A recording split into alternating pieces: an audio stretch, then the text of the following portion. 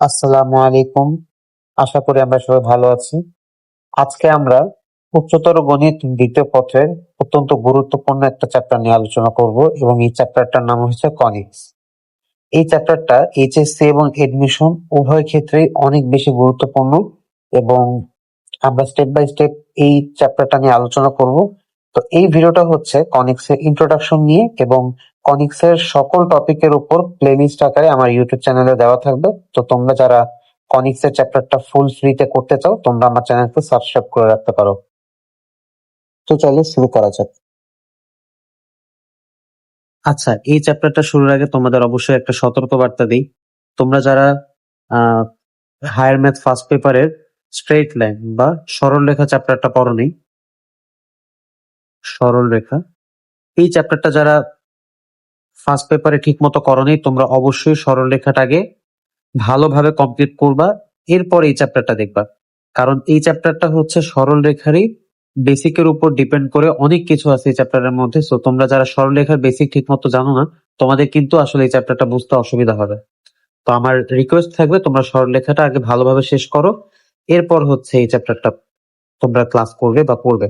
তো আশা করা যায় ইনশাল্লাহ তোমরা এই ক্লাসগুলো থেকে উপকৃত হবে।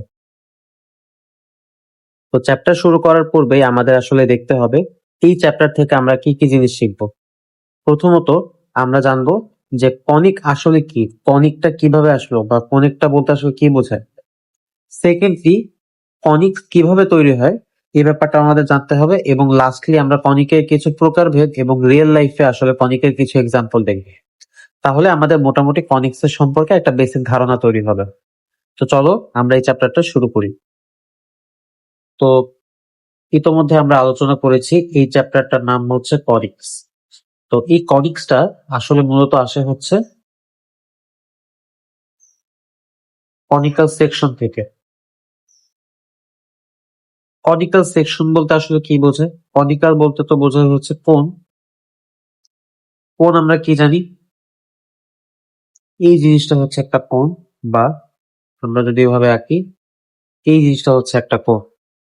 তো যখন আমরা এইভাবে দুইটা কোণ আঁকবো, অর্থাৎ আপসাইড ডাউন করে যখন আমরা দুইটা কোণ আঁকবো, তো এটার মধ্যে আমাদের কিছু সেকশন করতে হয়। বা সেকশন দিয়ে মূলত কি বোঝায়? সেকশন বলতে মূলত বোঝায় হচ্ছে প্রস্থচ্ছেদ।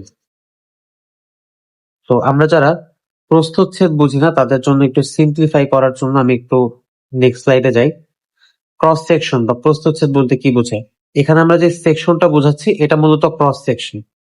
তো আমাদের ক্রস সেকশন সম্পর্কে একটা আইডিয়া থাকা দরকার। এই যে তোমরা দেখতে পারতেছো এটা হচ্ছে একটা 3D একটা অবজেক্ট। এখন এই অবজেক্টটাকে যদি আমরা কোনো প্লেন দিয়ে যদি স্লাইস করি, এখানে এটা হচ্ছে একটা প্লেন। এই প্লেনটা দিয়ে যদি আমরা স্লাইস করি আমরা দেখতে পারবো যে এইভাবে ভিতরে একটা অংশ কাটা হয়। আমরা একটু রিয়েল লাইফে যদি উদাহরণ দিই, আমরা শশা কাটি না? শশাকে যদি আমরা কাটি তখন শশার এক একটা স্লাইস কিন্তু এরকম হয়। তো ওই শশার এক একটা স্লাইস কি এক একটা ক্রস সেকশন বা প্রস্থচ্ছেদ বলে। তাহলে সেই অনুযায়ী এটা হচ্ছে একটা ক্রস সেকশন।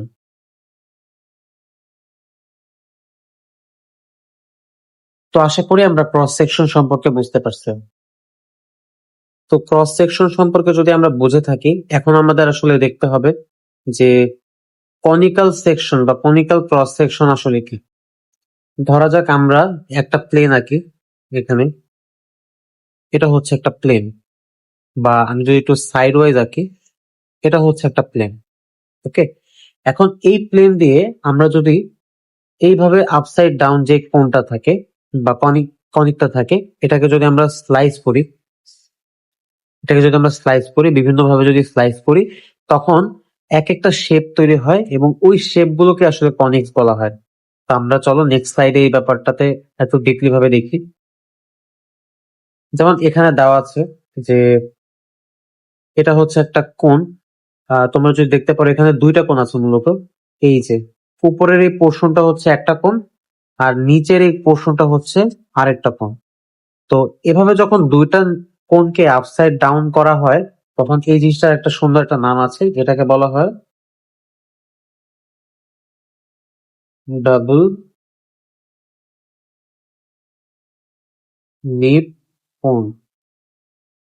অর্থাৎ এই যে ওদের যে জাংশন পয়েন্টটা আছে এটাকে হচ্ছে আপসাইড ডাউন আকারে যদি সংযোগ দেওয়া হয় তখন একটা ডাবল ডিপ কোণ তৈরি হয়।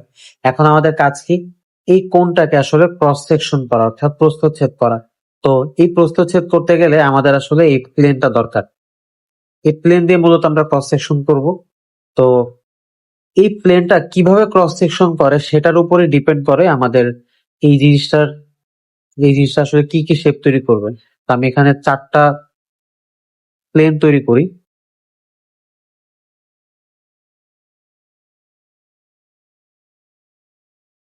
তো এখানে আমাদের ক্রস সেকশন 4টা করার জন্য আমরা 4টা প্লেন তৈরি করলাম। এখন ধরা যাক আমি এটাকে যদি এভাবে প্লেস করি তাহলে এক রকমের ক্রস সেকশন হবে। তারপর এই জিনিসটাকে যদি আমি নেই, আমি যদি এভাবে ক্রস সেকশন করি তাহলে আরেক রকমের ক্রস সেকশন তৈরি হবে। থার্ডলি আমি যদি এটাকে নেই এবং এইভাবে বাঁকাভাবে যদি প্যারালালে ক্রস সেকশন করি তাহলে তৃতীয় প্রকারের ক্রস সেকশন তৈরি হবে। এটা এরকম হবে, সরি, এরকম হবে। এবং 4 নম্বরে আমি যদি এটাকে এভাবে নিই, এটা একটু বড় নিতে হবে। আমরা এইভাবে যদি ক্রস সেকশন করি তাহলে আরেক রকমের ক্রস সেকশন তৈরি হবে। অর্থাৎ টোটাল 4 প্রকারে আমরা আসলে ক্রস সেকশন করতে পারি। তো কোন প্রকারে ক্রস সেকশন করলে কি তৈরি হয় এটা আমরা নেক্সট স্লাইডে দেখি।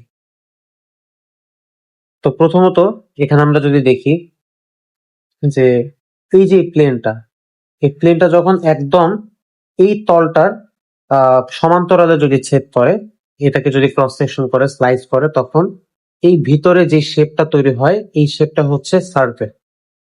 আমরা এখানে লিখতে পারি এটা হচ্ছে সার্কেল।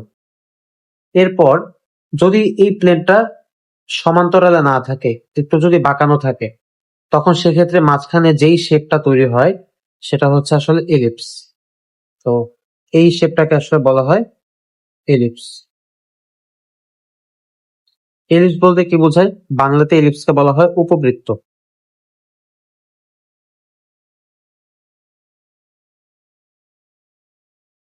এবার যদি আমরা লক্ষ্য করি আমরা দেখব এই প্লেনটা একটু বাঁকা ভাবে আসলে এই কোণটাকে হচ্ছে স্লাইস করতেছে। অর্থাৎ এই যে সারফেসটা এই বরাবর হচ্ছে বা এটার সমান্তরালে বলা যায় এটাকে স্লাইস করতেছে। তো এভাবে যদি স্লাইস করা হয় সেক্ষেত্রে মাঝখানে এরকম একটা শেপ তৈরি হয়। এটাকে যদি আমরা একটু চিত্রে আঁকি তাহলে শেপটা হবে অনেকটা এই শেপের। তো এটাকে বলা হয় প্যারাবোলা, বাংলায় যাকে আমরা বলি পরাবৃত্ত। এর আগের স্লাইডে আমরা যদি দেখি, সার্কেল তো আমরা সবাই জানি সার্কেলের শেপটা হয় হচ্ছে এরকম। আর উপবৃত্ত বা এলিপস এটা দেখতে আসলে কিরকম হয়? এটা দেখতে অনেকটা এই ধরনের হয়। এটা হচ্ছে একটা উপবৃত্তের মোটামুটি একটা শেপ। আর এখানে এটা পরাবৃত্ত বা প্যারাবোলা।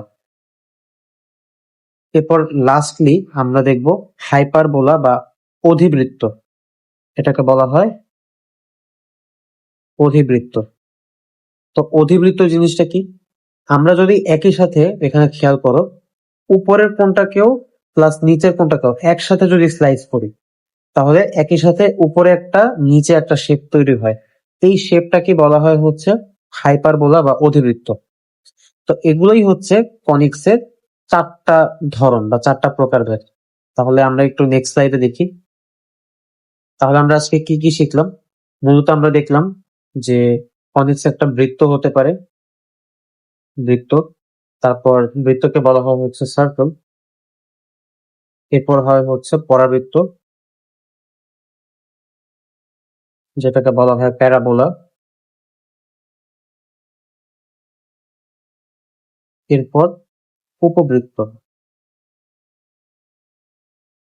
যাকে বলা হয় এলিপস। এবং লাস্টলি অধিবৃত্ত, যাকে বলা হয় হাইপারবোলা।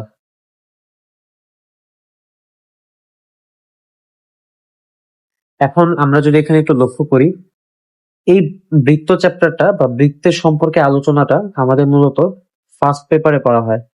ফার্স্ট পেপারে চ্যাপ্টার 4 চ্যাপ্টার 4 আসলে এই বৃত্ত নিয়ে আলোচনা করা হয় এবং বাকি যে 3টা টপিক পরাবৃত্ত, উপবৃত্ত, অধিবৃত্ত, এই 3টাই আসলে হচ্ছে এই কনিক্স এর এই চ্যাপ্টারটার মধ্যে, যেটা কিনা সেকেন্ড পেপারের চ্যাপ্টার 6, আমি যদি ভুল না হই চ্যাপ্টার 6, সেকেন্ড পেপারের চ্যাপ্টার 6 এ। তো এই সবগুলো নিয়েই হচ্ছে পরাবৃত্ত। আর লাস্টলি আরেকটা হয় যে আমরা ধরা যাক যদি প্লেনটাকে এক্সাক্ট এই বরাবর বা এক্সাক্ট এই বরাবর যদি আমরা কাটি, তখন জোড়া সরলরেখা তৈরি হয়। তো জোড়া সরলরেখা আসলে সরলরেখা টপিক তোমরা জানো যে সরলরেখা বা স্ট্রেট লাইন, এটা আসলে চ্যাপ্টার 3, ফার্স্ট পেপারের চ্যাপ্টার 3, ফার্স্ট পেপার। তো সেখানে আসলে সরলরেখার ব্যাপারে আলোচনা করা হয়েছে। আর এই পরাবৃত্ত, উপবৃত্ত, অধিবৃত্ত অর্থাৎ কনিক্স এর এই মেইন 3টা টপিক বুঝতে গেলে আসলে সরলরেখার টপিকটা বুঝতে হয়, সরলরেখার বেসিকটা ভালো থাকতে হয়।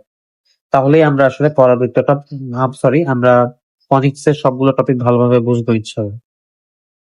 এবার চলো আমরা কনিক্স এর কিছু রিয়েল লাইফ এক্সাম্পল দেখি। প্রথমেই আমরা যদি প্যারাবোলার ব্যাপারে যদি বলি, তোমরা দেখতে পাচ্ছো এটা হচ্ছে স্যাটেলাইট ডিশ। তো স্যাটেলাইট ডিশের এই ভিতরে যে কার্ভেচারটা আছে এটা একদমই প্যারাবোলিক শেপ বা পরাবৃত্তাকার শেপ। এই যে ভিতরের কার্ভেচারটা অনেকটা এরকম। তো পরবর্তীতে এর ডিটেইল সম্পর্কে আমরা নেক্সট টিউটোরিয়াল গুলোতে আলোচনা করব। তো এটা হচ্ছে প্যারাবোলিক শেপের একটা উদাহরণ। এরপর যদি আমরা উপবৃত্ত বা এলিপস নিয়ে আলোচনা করি, তাহলে সবচেয়ে কমন এক্সাম্পল হচ্ছে এই যে গ্রহগুলো যে সূর্যকে প্রদক্ষিণ করে একটা কক্ষপথ মেনটেন করে, এই কক্ষপথটা হচ্ছে উপবৃত্তাকার কক্ষপথ বা এলিপ্টিক্যাল শেপ। এবং লাস্টলি আমরা যদি হাইপারবোলার ক্ষেত্রে দেখি, বিভিন্ন স্থাপত্যের ক্ষেত্রে হাইপারবোলিক শেপটা ইউজ করা হয়। যেমন এখানে তোমরা যদি দেখতে পাও এই যে এই শেপটা, এটা হচ্ছে একটা হাইপারবোলিক শেপ। তো এই ছিল আজকে আমাদের ক্লাস। আশা করি তোমাদের এই ক্লাসটা ভালো লেগেছে। তো তোমাদের যদি ভালো লাগে তাহলে তোমরা তোমাদের বন্ধুদের সাথে এই ক্লাসটি শেয়ার করতে পারো এবং পরবর্তী টিউটোরিয়াল গুলো পেতে অবশ্যই চ্যানেলটা সাবস্ক্রাইব করে রাখবে। ধন্যবাদ। আসসালামু আলাইকুম।